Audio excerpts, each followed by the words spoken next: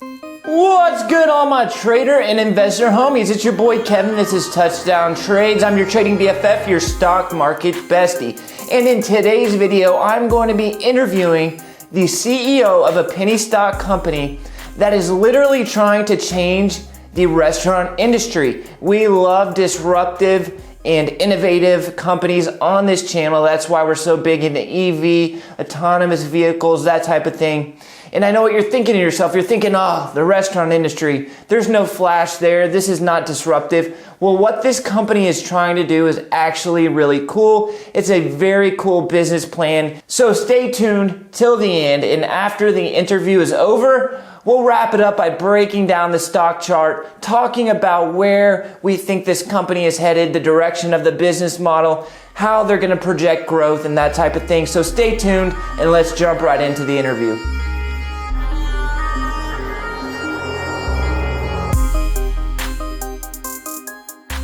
All right, guys, we're here with the CEO of Cordia Kitchens. I'm going to go ahead and let him introduce himself. Peter Klanka. Hi, great to be here with you today. All right, Peter. So you guys are starting a company or have a company that is in the business of virtual kitchens. Is that correct? Yes, that's correct. We are the first, I believe, publicly traded virtual kitchen, cloud kitchen company that exists right now. All right, so tell us a little bit more about what a virtual kitchen actually is. So a virtual kitchen only exists on delivery apps and on the internet. So you can have a restaurant and it doesn't have a place to go and sit down. In some cases, it doesn't have a place to go to pick up. You simply turn on your Uber Eats or Postmates or GrubHub. You would see Wall Street Burgers, and you'd be able to click on and order some OTC sliders for the day. So you're publicly traded. What is that ticker? The ticker is CORG. All right. And so a virtual kitchen, could you have multiple restaurant names in one kitchen? Right. So our plan is to build a portfolio of at least 10 brands under the Cordia tent, and we will have the opportunity to sell pizza, burgers, healthy food, kids meals, all as a branded selection under our company. So one kitchen could be sending out Mexican food and Italian food from the same kitchen. Correct. So the customer doesn't know where it's coming from. All they know is that they opened up their Postmates app and either they had seen an advertisement, they were feeling like they wanted Mexican tonight, the delivery was offering a free coupon for either quick delivery or an appetizer, and they clicked buy and someone showed up 30 minutes later with their dinner. I think that's a brilliant idea because these apps are taking over, especially with what's going on with the world. We have everybody's ordering DoorDash, GrubHub, Uber Eats, and not really wanting to go out as much. And you don't really need several restaurants. You can hit all in one stop. You can hit all in one stop. And it's a question of serving the customer and giving them things that are interesting or fun or cool or things that they like already. Have you already talked to the delivery services? So we already own a restaurant we're operating already. We have one kitchen in Las Vegas that's been operating for about 8 months. COVID rapidly accelerated the shift to delivery. There's no more sit-down dining. That's why a lot of restaurants are closing. It's basically delivery only. We just signed our first celebrity, a rap star named Busta Rhymes, who was on The Masked Singer, who everyone knows. He's been around for a long time. So the Busta Rhymes virtual restaurant will be out hopefully in December here in Las Vegas, then Los Angeles, and then around the country in the first quarter. Sounds nice. So no delivery drivers are under your employment. It's all going to be like contractors via the apps. No, so we don't have any delivery drivers, and we will likely not have any restaurants. What I mean by that is an aspiring entrepreneur can go franchise our 10 brands, and we may help them find a location, or they may have their own location, and they will end up being able to do whatever our portfolio is, either if they have an existing restaurant that needs additional revenue, or they're an entrepreneur looking to get into food delivery, a ghost kitchen, you can do it with established brands much quicker if you do it with us. The other plus is we're already on the delivery apps. So if someone comes and gets my Busta Rhymes Cafe, I'm already on Uber Eats. I'm already on Postmates. I'm already on Seamless in New York and Caviar in San Francisco. And so the restaurant, it's turnkey, and they'll pay us a percentage of the revenue, maybe a franchise fee, depending on the power and strength of the brand. And then we'll operate our own kitchens in certain markets. Awesome. So is the kitchen that's up and running now, how many different restaurant names are operating under that one kitchen? So there's 4. The first is a local favorite, which is known only in Las Vegas, called The Blind Pig. The second is something called Vegas.Pizza, which if you look on our Instagram is just really attractive young girls eating pizza. The third is something called KO Cafe, which is a fight themed, since Vegas is the fight capital of the world. All of the menu items are somewhat fight related, both boxing and MMA. We have a close relationship with the UFC. We've had Dana White in the restaurant and a bunch of other UFC fighters come by or order from us. And then, of course, we're launching the Busta Rhymes virtual out of there as well. And you said you know 21 Savage too, and I'm here in Atlanta, and he's a big Atlanta native. 21's a great guy. Yeah. He's appeared for me at my nightclubs. We have had conversations with 21 about doing Savage snacks. Nothing is confirmed. Nothing is signed, but there are advanced conversations. Now it could blow up, or it could be the biggest thing in food delivery. Not sure yet. The way I see this is, are you guys targeting maybe in the future hotels for their, say a person staying in the hotel wants to order room service?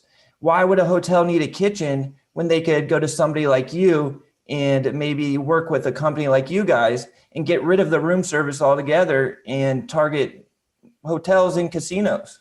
Right. So we already do some of that already in the early stages, especially during the early days of COVID. The hotels shut down their restaurants. And we in Vegas were located about a mile from the Strip. We were located next door to a Hilton and a Homewood Suites that didn't have operating restaurants or kitchens. So yes, there's definitely an opportunity to supply hotels. There's also an opportunity in college markets where college students are up 24 hours a day, where labor is cheaper, and where dorms don't necessarily have food service all of the time. Another interesting thing we're working on is with a video game company to do in-game ordering. And so you could be on Twitch or you could be on the games network and you'd be able to order food. Wow. And what are your growth outlooks? Where are you looking to attack next? You said you already got one open in Vegas. So what's next for you guys?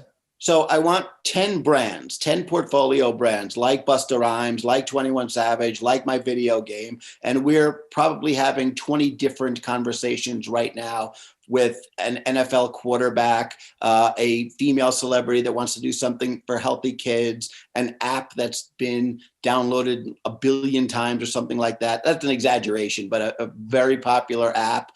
So we're having these ongoing conversations. And my background, I've worked with celebrities for years. I've worked with Michael Jordan and Mike Tyson and Cardi B and Migos and every supermodel in the world. So I've tapped some of those relationships to make pitches to develop these kitchens, some of which I expect to work, some of which won't go anywhere immediately. But our goal is 10 different brands, and I want 500 locations in the next 12 months. In those 500 locations, do you see them being under your ownership or franchise? No, I definitely see. So you have a contraction in the restaurant business, right? The restaurants have lost lost a lot of business. They've lost sit down business. And the public's also looking for something new as they shift to delivery. So if I have just a regular restaurant that serves something, serves regular bar food, serves Italian food, and you want to add Busta Rhymes Cafe and serve chicken sandwiches and Busta Rhymes desserts and things like that, you can pay me a fee and you'll be able to order all of the materials, the product rather. we would get a royalty on what you order, and you would be a Busta Rhymes affiliate. So our goal is a franchise model. We'll end up owning about 10 in key markets. So say, for example, somebody has a chicken wing restaurant right now in Atlanta, and they wanted to add the Busta Rhymes to their chicken wing store. They could hit you guys up and work that out and franchise that name, and then they would have two different restaurants operating in the same kitchen, one of which would be their own and one would be the Busta Rhymes, which they would have to order from you guys their product and pay you a royalty. Is that what I'm Correct? That's how it works. The other thing we've seen is people who have been laid off or downsized, who are in the hospitality industry, that want to get back into business.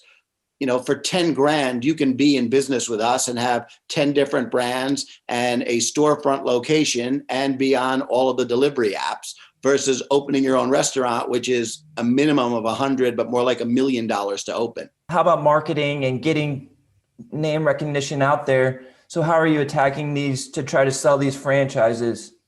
So we're working with a couple suppliers. We're working with all of the delivery apps because they love the concept. We've gotten great feedback from the delivery apps because they want local restaurants to survive. But you're not going to survive by just selling the same menu over and over again. And in a lot of cases, the landlords aren't cutting rent, so they need to quickly add incremental revenue to their restaurant. So if they only make, a couple $1,000s extra a month by carrying Busta Rhymes, for us, that's a win because we make our royalty, and the restaurant, that might pay their rent, that might pay their utilities, and they don't have to add more staff. They don't have to add more space. They already have it all. It also keeps people employed that might have gotten laid off if the restaurant closed. So we see a franchise model as well as owning our own stores as the way growth is going to happen. And it's starting to happen already quickly.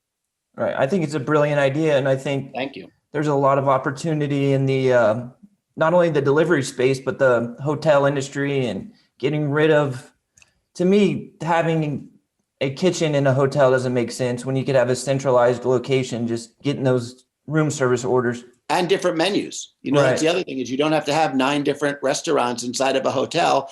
With one of our kitchens, it's next door, and there's 12, 15 different options possibly. Great idea, Peter. So have you been in the restaurant industry a long time, or are you new to the restaurant industry? Actually, I'm new. I bought the restaurant as part of another deal in Las Vegas about 3 years ago. But my staff that I inherited, I have probably 100 years of restaurant experience on the staff that I bought. So I wish I could say that I was in the restaurant space for a long time, but I've been in the celebrity branding and deal space more than anything. And where is the financing coming from? So the financing, we've been self-financed for the first part of the rollout. The company was originally financed strictly just internally through internal operations and founder contributions. Would I do a raise? Probably, but it would have to be a large raise. I mean, I'm not expecting massive dilution. I'm not expecting a huge, convertible note to pop up. My ideal plan is to get this for the next 12 months, build it out into a network of restaurants and a portfolio of brands, and then merge it in with a SPAC. That would be my ideal plan. So you want to go in with a SPAC? So we're currently public now, so that means it would be easier to merge in with the SPAC. I am working on a Form 10 to get audited, and so we would have 500 to 1,000 restaurants and 10 celebrity brands. So I think we would be the perfect candidate to do a OTC to SPAC merger, which has never been done before, which is interesting for me. Right, that'd be really cool to see. So Peter, I think the concept is great. The restaurant industry I think it's there. It's migrating away from there's always going to be that in-person dining, but we see it now in Atlanta with DoorDash. I get it 2-3 times a week, and I just think it's heading in that direction. Sure. No, it's definitely the future. Somebody showed me, they said, when was the last time you were in a record store? I can't remember. I said, they said, that's the way restaurants are going. That, there are still select restaurants in cities, but for the most part, you're streaming everything. And for the most part, it's going to be delivery for meals. So how is the share structure broken down right now? Really modest, 13 million shares total in the company, and about 4 million in the free trading float. Not a tremendous float, and not something that I see increasing dramatically in the next 12 months. Is there anything else you want to add? No, just thank you for having me on. I think that we're seeing a shift in society. Some of it was already coming. Some of it was due to COVID. But I also think that people are going to gravitate towards brands they know, right? If you or I opened up a restaurant on Uber Eats, we would fail, because they know you more than they know me because of your good YouTube channel. But you've got to build an audience. Now, if you want to do that, it's much easier if you're building it with Busta Rhymes and a video game and 21 Savage than it is if you and I are opening up our own hamburgers or Mexican or Asian fusion store on Uber Eats. Very difficult to do. Right. I think it's a really good idea, the centralized kitchen. My viewers don't know this, but I was in the restaurant industry for a long time, from the age of like 16 to 26. And it's a tough business. Yeah, it is. But that centralized kitchen idea, I think, is a really, really smart idea. And just integrating it with the delivery apps, I think could be a really big idea and take off. So I think, Peter, you really got something here. Thank you. All right, Peter, I'll let you go. It was good talking to you. And maybe we'll chat again sometime. Great. All right, Peter. All right, guys, I just want to wrap up the interview. It's a couple of days later, and I just wanted to come back and talk about my thoughts on how the interview went and what I think about Cordia as a whole, the stock and the company. So the idea is absolutely brilliant in my opinion, okay? So just to reiterate, you have the centralized kitchen. Let me make it a little bit smaller. And I think this is going to work best in urban environments, right? Cities like Las Vegas, New York, Atlanta, where I live, where you have a lot of people in a condensed space. And you can put a centralized kitchen with maybe 4 or 5, 6, he said 10 different restaurant names in that kitchen. You have hotels over here, say a residential area over here, casino over here. And with the influx of these apps like DoorDash, Uber, GrubHub, you can have those hotels and residential areas down pat with those apps, and they don't need to know that it's all coming from the same kitchen. Who cares, right? When I go on DoorDash and order, and it's a Sunday morning and I want some chicken wings because I'm going to watch the NFL all day, I don't care where I'm getting my chicken wings from. I don't care if it's Buffalo Wild Wings or Billy Bob's chicken wings, right? You just want some good food delivered to your house. So you can have Mexican food, chicken wings, and whatever else, kind of Italian, pizza, all in one centralized kitchen. You strike a deal with the hotels. The hotel doesn't need their room service anymore. They get it from the centralized kitchen. The casino doesn't need room service anymore. They get it from your kitchen. And the residential areas are ordering from GrubHub, DoorDash, Uber Eats, and they're getting their Mexican from your kitchen. They're getting Chinese from your kitchen. They're getting pizza from your kitchen. And I just think it's a really good idea. I worked in the restaurant industry for a long time, all the way from being a pizza boy when I was 16, 17, to being in management and being a GM of a big restaurant that was doing a few million in revenue every year. So I think the idea is brilliant. Can they hit it? Can they nail it? I don't know. It's a really small company. The market cap is $2 million, but I think the idea is there. Is the management there? Are they going to be able to nail it? We'll see. But I just think the idea was brilliant. I enjoyed the interview with Peter. He was a really nice guy. Right now, we're trading at about 16.5 cents with a market cap of a little over 2 million. So we're talking about a tiny company. We need to realize that this is a speculative investment. It's a very tiny company at the very, very beginning of their origins, right? But the idea is there, the business plan is there, and we'll see where it goes. And he was a really nice dude, and I just wanted to wrap it up with my opinion. The stock has made some really big moves over the last couple of months. We've seen a spike from 16.5 cents over 35 cents. That is a 100% move right there. So the idea is there. We'll see if they can hit it and they can nail it on their business plan. That's going to wrap things up. Hope you guys enjoyed the interview as much as I did. Hit the like button if you haven't yet already, and I'll catch you guys in the next one. Peace.